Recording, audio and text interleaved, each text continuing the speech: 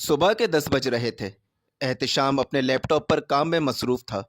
TV launch में ज़ुबैदा और इफ्तिखार चाय पीते हुए टीवी देख रहे थे।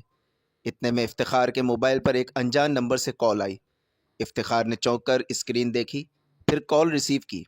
फ़ोन के दूसरी तरफ से एक बेचैनी टूटी हुई आवाज़ आई। हेलो अब्बा, मैं आदिल बात कर रहा हूँ। इफ्तिखार के चेहरे पर फ़ौरन गुस्से की सुर्खी दौड़ गई। आदिल, तुम्हारी हिम्मत कैसे हुई मुझे फ़ोन करने की? हमें बर्बाद करने के बाद भी तुम्हारा कलेजा ठंडा नहीं हुआ? अब हमसे क्या चाहते हो तुम? जुबैदा ने आदिल का नाम सुनते ही चौंक कर शोहर के पास आकर बैठ गई। फ़ोन में आदिल की आवाज़ कपकपाने लगी। अब्बा, जितना डांटना चाहते हैं घर आऊँगा तो डांट लीजिएगा, लेकिन प्लीज़ अभी मेरी मदद करें। मेरे बॉस अल्ताफ़ हुसैन ने मुझ पर झूठा इल्ज़ाम लगाकर हवालात में बंद करवा दिया है। प्लीज़ आकर मेरी ज़मानत करवा दें, मैं यहाँ मर जाऊँगा। इफ्तिखार ने तंज़िया और गुस्से से कहा। झूठा इल्ज़ाम? तुम पर सच्चा इल्ज़ाम लगा होगा। जो शख्स अपने माँ बाप के साथ धोखा कर सकता है वो किसी के साथ भी कर सकता है। तुमने तो हमें भी नहीं बख्शा। मेरी सारी ज़िंदगी की कमाई से बना हुआ घर बेच दिया और पता नहीं पैसे कहाँ उड़ा दिए। आदिल की आवाज़ रोने जैसी हो गई। अब्बा प्लीज़, मैं हाथ जोड़ता हूँ, मेरी मदद कर दें। इफ्तिखार ने बर्दाश्त ख़त्म होने पर चीखते हुए कहा, मेरा तुमसे कोई रिश्ता नहीं आदिल। मेरी तरफ से तुम जहन्नम में जाओ। आइंदा फ़ोन मत करना। और उसने फ़ोन काट दिया। फ़ोन कटते ही ज़ुबैदा की आंखें भर आईं। इफ्तिखार, मानती हूँ उसने धोखा किया है, लेकिन है तो हमारी ही औलाद। उसकी ज़मानत करवा दें, बाद में भले ही उससे ताल्लुक़ न रखिएगा। इफ्तिखार गुस्से में दिहाड़ा। तुम्हें अब भी उस फ्रॉडिये की फ़िक्र है जिसने हमें दरबदर कर दिया? तुम्हें समझ क्यों नहीं आती? शोर सुनकर एहतिशाम भी वहाँ आ गया। क्या हुआ, इतना शोर क्यों? इफ्तिखार गुस्से से बोला। आदिल गिरफ्तार हो गया है फ्रॉड के केस में। कह रहा था ज़मानत करवा दो, मैंने इनकार कर दिया। जुबैदा ने नम आंखों से एहतिशाम की तरफ देखा। बेटा, क्या तुम उसकी ज़मानत करा सकते हो? इफ्तिखार फिर चीखने लगा। जुबैदा, फिर वही बात? हमारा उससे कोई रिश्ता नहीं। एहतिशाम ने अपनी माँ की तरफ देखा, फिर आहिस्तगी से कहा, अम्मी, अगर आपकी ख्वाहिश है कि मैं उसकी ज़मानत कराऊं तो ठीक है, हो जाएगी उसकी ज़मानत। जुबैदा ने यह सुना तो मुतमईन हो गई। एहतिशाम ने फ़ौरन अपना पर्स और चाबियां उठाईं और घर से निकल गया। वो सीधा सिटी कोर्ट पहुंचा। उसने एक सस्ता और कंगला वकील तलाश किया। वो वकील काफ़ी कमज़ोर था, दुबला पतला, लुंडा का कोट और खाकी पैंट पहना था।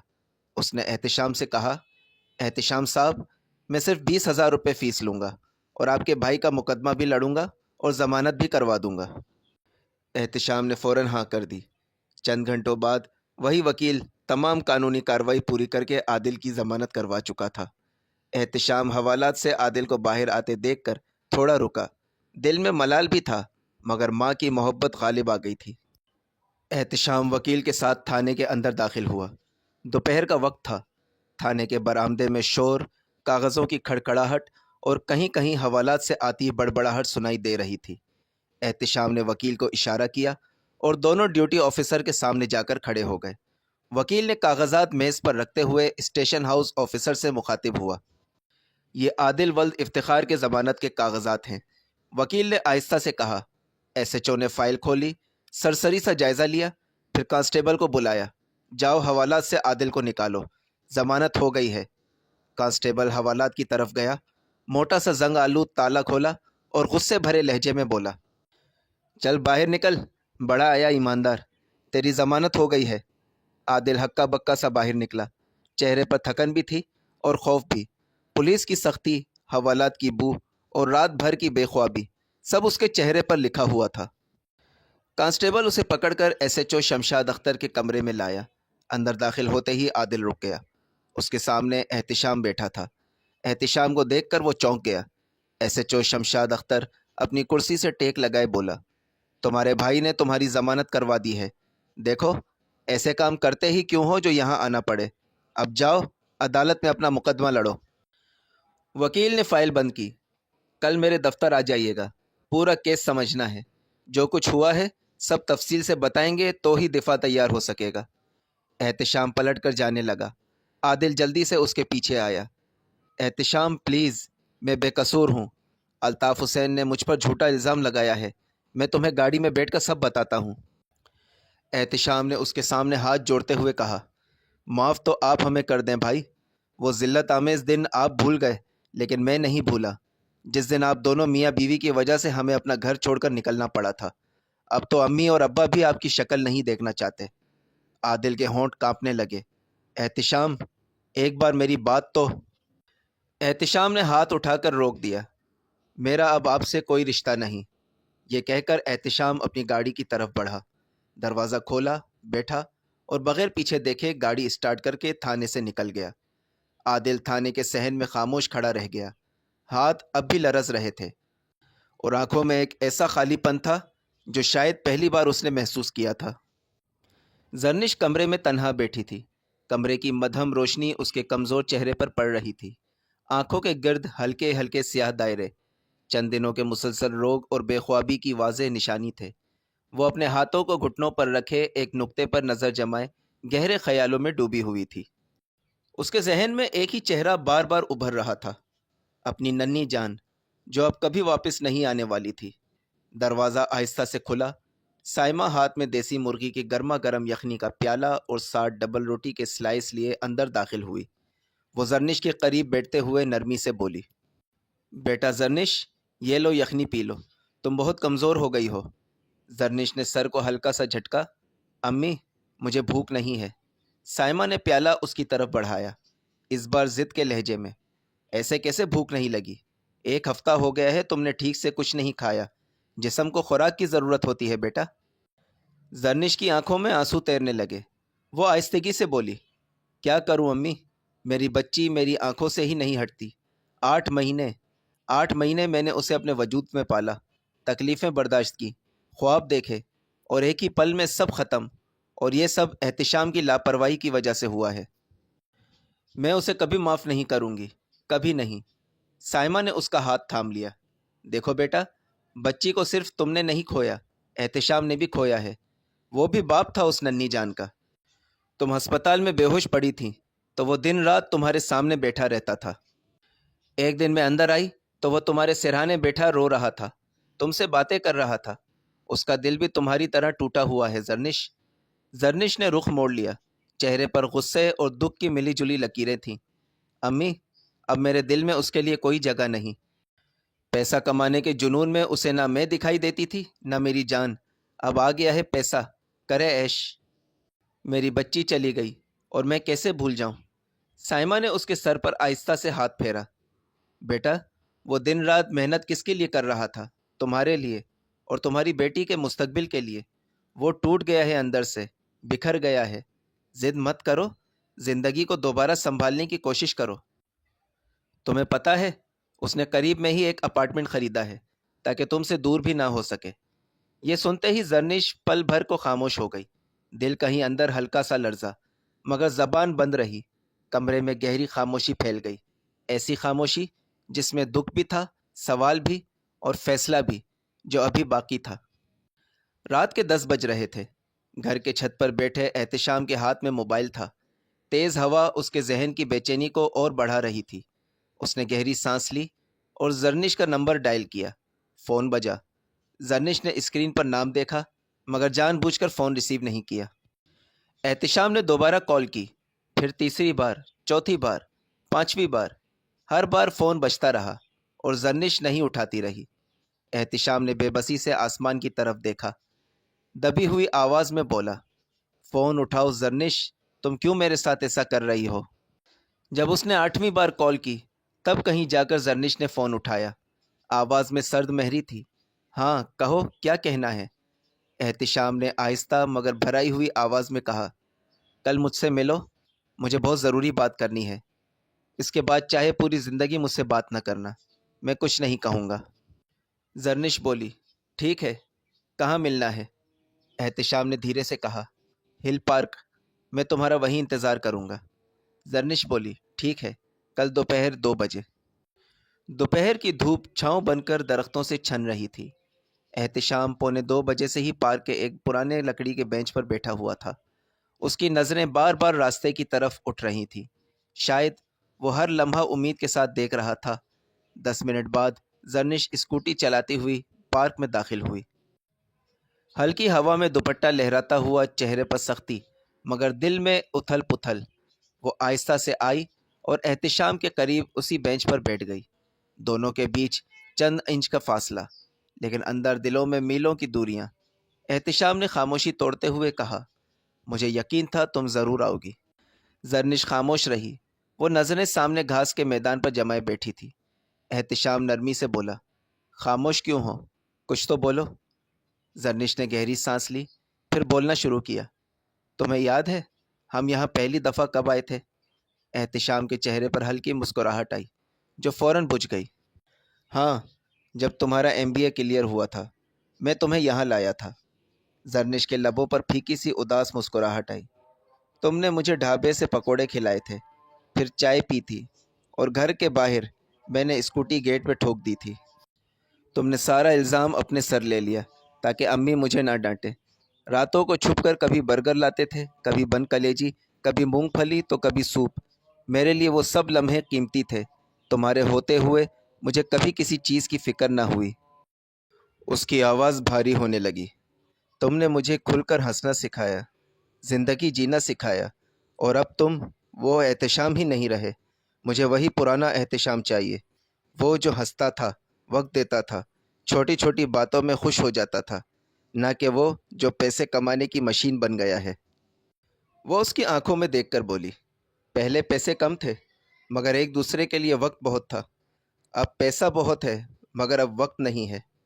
احتشام نے تھک کر سر جھکا لیا، آہستہ مگر ٹوٹے ہوئے لہجے میں بولا، وہ ہنسنے والا احتشام مر چکا ہے۔ ایک لمحہ زرنش کے چہرے پر درد کی لہر دوڑی، پھر اچانک وہ کھڑی ہو گئی، نظریں اس پر جمائے اور بولی، تو مجھے بھول جاؤ، میں ایک مرے ہوئے انسان کے ساتھ نہیں رہ سکتی۔ احتشام ہکا بکا اسے دیکھتا رہ گیا۔ زرنش نے اسکوٹی سٹارٹ کی، ہیلمٹ پہنا اور تیز ہوا کے ساتھ پارک سے باہر نکل گئی۔ احتشام وہیں بیٹھا رہ گیا، بینچ خالی ہوتا گیا اور اس کا دل بھی۔ چائے کے کپ سے بھاپ اٹھ رہی تھی اور سڑک پر گاڑیوں کی روشنیوں کا شور پھیلا ہوا تھا، مگر احتشام کی آواز مدھم اور بجھی ہوئی تھی۔ وہ بولا، یار اظہر، آج میں نے پھر اسے منانے کی کوشش کی، بہت باتیں کی لیکن وہ نہیں مانی۔ اظہر نے اس کی طرف دیکھا جیسے جانتا ہو کہ احتشام کی اندرونی ٹوٹ پھوٹ کیسی ہے۔ احتشام بولا، وہ کہتی ہے اسے پہلے والا احتشام چاہیے، وہی جو ہنستا تھا، بات بات پر مذاق کرتا تھا۔ یار میں کیا کروں، میرے اندر کا وہ احتشام تو مر چکا ہے۔ اپنوں نے ایسی چوٹیں دی ہیں کہ اب مجھ سے دکھاوا نہیں ہوتا۔ اظہر نے چائے کا گھونٹ لیا اور نرم لہجے میں کہا، یار بھابھی غلط نہیں کہہ رہی، واقعی تم بدل گئے ہو۔ پہلے تو دوستوں کے ساتھ بھی گھومتا تھا، ہنسی مذاق کرتا تھا، اب تو بس گھر اور کام۔ ذرا سوچ، وہ تم سے کیا مانگ رہی ہے؟ دولت نہیں، خرچے نہیں، وہ چاہتی ہے کہ تم خوش رہو، تم زندہ رہو، کیونکہ وہ تم سے مخلص ہے بھائی۔ احتشام خاموش ہو گیا، چائے ٹھنڈی ہو رہی تھی، سڑک کا شور اس کے اندر کے شور سے کم تھا۔ اظہر نے اس کی طرف دیکھا اور آہستہ سے کہا، یار کبھی کبھی اپنے دل کے ساتھ بھی انصاف کرنا پڑتا ہے۔ احتشام گہری سوچ میں ڈوب گیا۔ شاید پہلی بار اسے احساس ہوا کہ زرنش کا دکھ بھی سچا ہے اور اس کا اپنا دکھ بھی۔ رات کے 9:15 بجے تھے۔ احتشام لالو کھیت والے پرانے گھر کے باہر پہنچا۔ وہاں اس کا اور زرنش کا کچھ ضروری سامان رکھا تھا، وہی سب لینے آیا تھا، مگر جیسے ہی اس نے دیکھا کہ دروازے کا تالا کھلا ہے، اس کا دل یکدم دھڑک اٹھا۔ پورا محلہ بجلی نہ ہونے کی وجہ سے اندھیرے میں ڈوبا ہوا تھا، بس کبھی کبھار دور کہیں سے گاڑی کی ہیڈ لائٹس کی روشنی سڑک پر پڑتی، پھر غائب ہو جاتی۔ احتشام نے آہستہ سے دروازہ کھولا، دل میں ایک ہی خیال تھا، زرنش، کیا وہ یہاں ہے؟ وہ تیزی سے گھر کے اندر داخل ہوا اور زرنش کو ڈھونڈنے لگا۔ اندھیری گلیوں اور گھر کی خاموشی میں عجیب سا خوف اور امید ملی جلی تھی۔ اچانک اسے بیڈ روم سے ہلکی سی روشنی نظر آئی، جیسے کوئی سایہ ہو۔ وہ موم بتی ہاتھ میں پکڑے اس طرف بڑھا، بیڈ روم میں داخل ہوا اور سامنے زرنش کھڑی تھی۔ اس کے ہاتھ میں احتشام کی پرسنل ڈائری تھی، وہی ڈائری جس میں احتشام نے اپنے دل کا سارا حال لکھا تھا، زرنش کے لیے اپنی محبت، اپنی کمزوریاں، اپنے دکھ، اپنی خواہشیں۔ زرنش کی آنکھیں نم تھیں۔ اس نے غصے اور دکھ بھرے لہجے میں کہا، لکھ سکتے تھے، بول نہیں سکتے تھے؟ احتشام نے آہستہ سے جواب دیا، کیا فرق پڑتا ہے، تم نے بھی تو پھینک دیا سب۔ زرنش کی آواز لرز گئی۔ تو تم نے کون سا سنبھال کے رکھا تھا؟ احتشام کی آواز بھرائی ہوئی تھی۔ بول بھی دیتا تو کیا فرق پڑتا تھا؟ جب بھی منہ کھولا الٹا ہی بولا۔ تمہاری طرح پڑھا لکھا تھوڑی ہوں، نہیں آتی مجھے کتابی باتیں۔ زرنش نے غصے سے آنسو پونچھے۔ پھر وہی نیگیٹو باتیں، مجھے یہی باتیں غصہ دلاتی ہیں۔ احتشام نے سر جھکا لیا۔ زرنش، مجھے لگتا تھا میں بڑا ڈھیٹ ہوں، پر میں ہوں نہیں۔ تمہیں تکلیف ہوتی تھی تو اندر سے میں بھی ٹوٹ جاتا تھا۔ سوچتا تھا تم جج نہیں کرو گی مجھے۔ میں کچھ کرنا چاہتا تھا تمہارے لیے، کیا بھی ہے، تمہاری قسم۔ زرنش ہلکے سے مسکرائی، آنکھیں آنسوؤں سے بھر گئیں۔ جانتی ہوں احتشام، جس دن تم نے مجھے پلنگ پر سلا کر خود صوفے پر سوئے تھے، میں نے دیکھ لیا تھا وہ معصوم احتشام جو احساس رکھتا ہے، بس بتا نہیں پاتا۔ احتشام کی آواز ٹوٹ گئی۔ اس احساس کا کیا فائدہ؟ آخر میں لوزر ہی تو نکلا نا۔ پتہ نہیں یہ والا احتشام زیادہ لوزر ہے یا پرانا والا، دونوں نے ہی تمہیں کھو دیا۔ زرنش نے غصے سے آنکھیں پونچھی اور بولی، کیا مطلب کھو دیا؟ ہاں، میں کیا پاگل ہوں جو یہاں اتنی گرمی میں بیٹھی تمہارا انتظار کر رہی ہوں؟ احتشام نے موم بتی نیچے رکھی اور کہا، یہ اندھیرا ہم نے خود چنا ہے زرنش۔ اچانک سارے گھر کی لائٹ واپس آ گئی۔ زرنش بولی، اسے قدرت کی طرف سے اشارہ سمجھو۔ اصل اندھیرا وہ تھا جب تم پلنگ میں سوتے تھے اور میں صوفے پر، جب ہمارے سونے جاگنے کے وقت الگ الگ ہو گئے تھے۔ احتشام کی آواز لرز گئی۔ تو بتایا کیوں نہیں؟ جب میں دیواروں سے بات کرتا تھا تب بولتی نا۔ زرنش کی آنکھوں سے آنسو بہنے لگے۔ میں ڈر گئی تھی، احتشام بولا۔ ناراض تھے، غصے میں تھے، مگر ساتھ تو تھے نا۔ مجھے چھوڑ کے تو نہیں جانا تھا نا۔ نکاح کیا تھا، وعدہ کیا تھا، پھر کیوں چھوڑ کر چلی گئی؟ زرنش روتے ہوئے بولی، غصہ آ گیا تھا۔ احتشام بولا، میں نے 1000 کالز کی زرنش، 1000 میسیجز، تم نے کوئی جواب نہیں دیا۔ زرنش نے دھیرے سے سر جھکا کر کہا، غلطی ہو گئی مجھ سے۔ احتشام بولا، نہیں، غلطی مجھ سے ہوئی، میں نے تمہیں ناراض کیا، تمہیں ناراض نہیں کرنا چاہیے تھا۔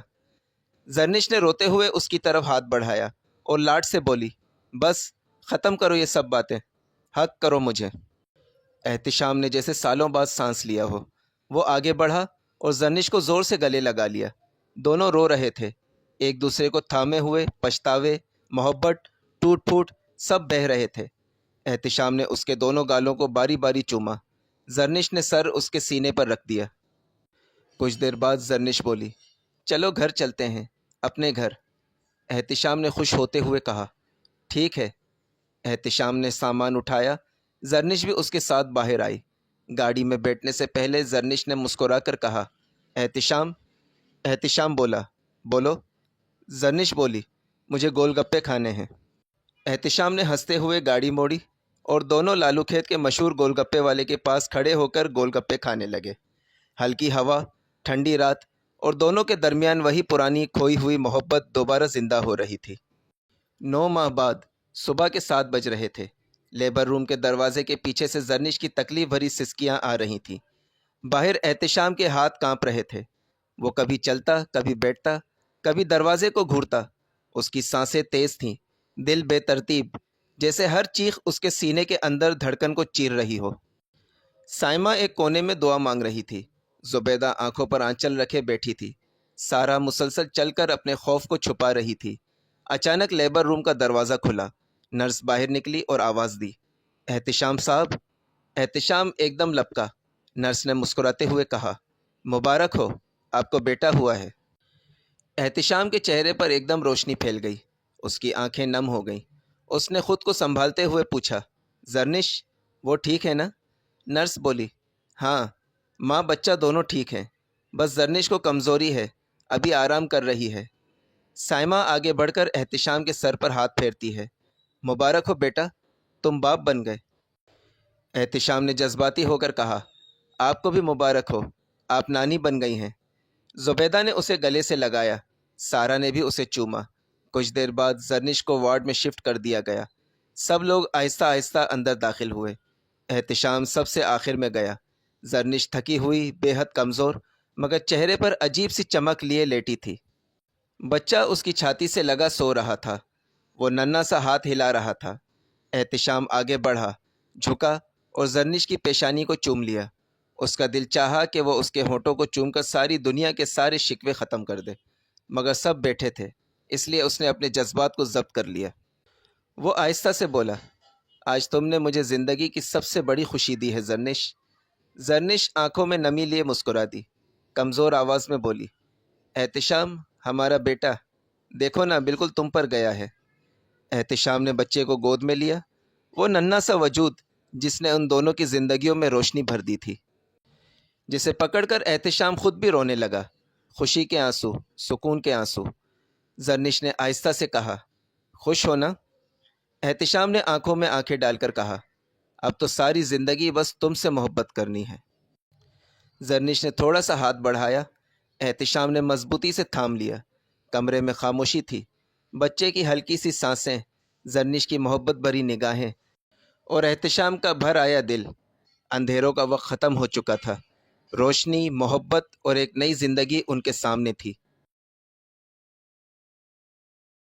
اگر ویڈیو پسند آئی ہو تو لائک کریں، کامنٹ کریں، شیئر کریں اور پاس میں دیے گئے بیل آئیکن کو پریس کریں تاکہ میری آئندہ آنے والی ویڈیوز کا نوٹیفیکیشنز آپ تک پہنچتی رہے۔